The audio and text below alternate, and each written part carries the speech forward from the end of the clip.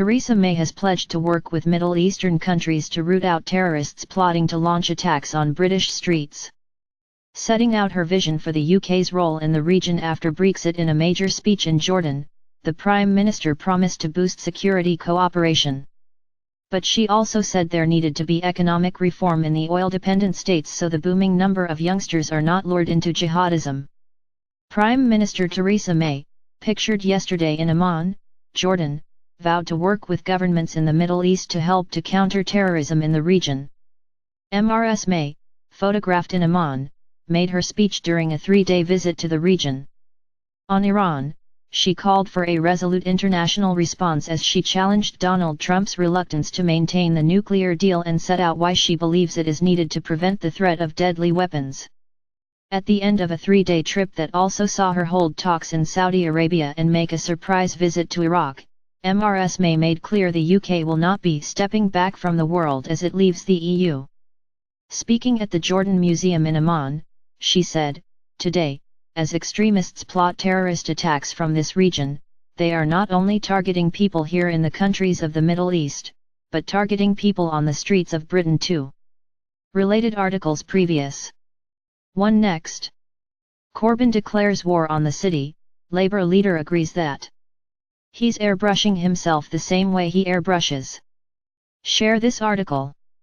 Share script dm.later, bundle, function, if, dm.rotator, new dm.rotator, p22, page size, 1, page count, 1.0, active class, active, rotate, false, $, number p22.share.on, click, function, dms.facebook.post related. As unresolved conflicts and tensions fuel instability across the Middle East, it is not only security here that is threatened, but the whole international order on which global security and prosperity depends. She went on to dismiss suggestions that Britain would be stepping back from the world, saying, "I have a clear message today for our allies here in Jordan and for our allies across this region. We will support you as you confront the threats to your security and back your vision for societies and economies that will prosper today and play a positive role in the world tomorrow." Ms. May said she wanted to offer countries in the region a security partnership helping you defend and protect your borders and your people from external aggression. She also pledged to help deliver the social and economic reforms that will address many of the underlying causes of this tension and create economic security and regional stability. She highlighted how across the Middle East, populations are growing rapidly to the extent that well over 50% of the population is now made up of the under 24s. She noted that more than 40% of Jordan's booming population was under the age of 15 at a time when the revenue streams of many states had been significantly reduced with the declining value of fossil fuels.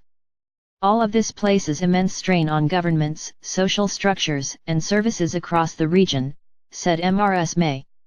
Inevitably tough choices have to be made, and these in turn risk creating political instability and provide fertile ground for extremism to prey on the most vulnerable.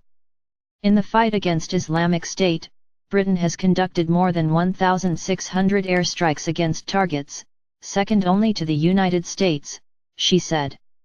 More than 1,450 British troops are involved in operations to counter Islamic State in the wider region, including more than 600 deployed in Iraq.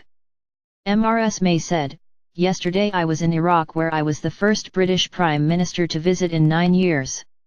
This visit was a clear statement that while we must draw lessons from our history of engagement in the region, we will not let the challenges of the past prevent us from doing what is right for the future." In Jordan, Ms. May boasted of how so far this year there have been 4 major UK military exercises with more than 3,000 UK personnel, and more than 350 Jordanian personnel taking part in 19 different military courses in the UK. She stressed the importance of the 2015 Iran deal, which ended sanctions on Tehran in return for the state agreeing to give up its nuclear weapons program. She said, "Their previous attempts to acquire a nuclear weapon posed a threat to the international non-proliferation system on which wider international security depends. That is why we must stand firm in our support for the nuclear deal. This deal was the culmination of 13 years of diplomacy and a major step towards ensuring that Iran's nuclear program is not diverted for military purposes. It is vitally important for our shared security. She also called for the international community to strengthen our response to Iran's ballistic missile program, including in Yemen, where it has been accused of helping rebels fire missiles towards Saudi Arabia. I welcome the ongoing UN investigation into the source of the missiles, and the international community must be resolute in its response to the findings, she said.